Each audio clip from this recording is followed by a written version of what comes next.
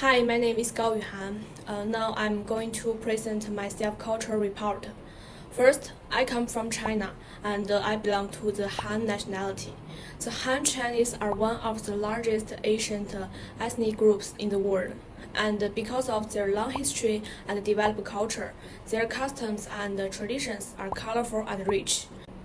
Talk about how gender and class define me. Traditionally, men are expected to take on more social responsibilities and economic pressures. This is equal bondage for women.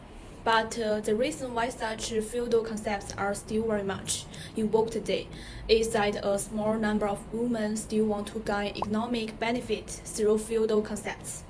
Well, a small number of men also want to continue to follow the feudal concepts of the past in order to gain unequal status in the family. Certainly, the times are progressing, and women are on their way to awakening and growing up, and independence and self-realization in the right way to go. In fact, our birth already determines to a large extent our class level. The world's resources are limited, and these resources will generally be occupied or owned by people with outstanding abilities. And these people who occupy the resources will generally use these resources to cultivate their offspring. I used to often lament the injustice of fate, thinking that some people are born in Rome and their efforts are like stones thrown into the sea. Class will limit our thinking. As the saying goes, a lot of girls know everything, but they can't weave a dream. Later, as I grew older and more experienced, I came to realize that we can't measure the value of our lives just by our wealth. But what really matters is to broaden our worldview. Moving on, one of the stories that I remember most from my childhood is the farmer and the snake. This story is known to almost everyone. It is about a farmer who helps a snake that is about to freeze to death. And the first thing the snake does when it wakes up is to bite the farmer to death. I think the farmer's summary before he dies is quite accurate.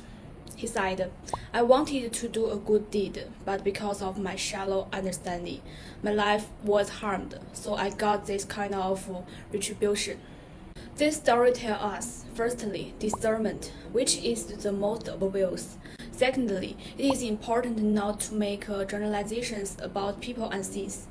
Finally, helping others should be done in a methodical way.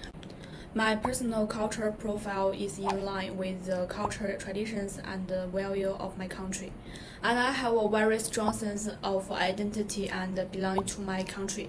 Cultural identity gives us a unique identity and a sense of belonging. We practice socialist core values, which are rooted in traditional Chinese culture, and the Marxist faith. Faith and values are complementary concepts. A person's beliefs often determine his values, which is to reflect his benefit in his behavior. Therefore, in this context, I will actively participate in and pass on the culture of my country and contribute to its development and prosperity.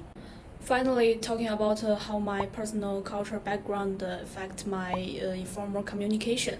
When I was an adolescent, my parents and I used to fight a lot. Usually after they had an output, I kept silent and we would end up disagreeing. Later on, while growing up, I slowly began to stop being silent and communication with them normally.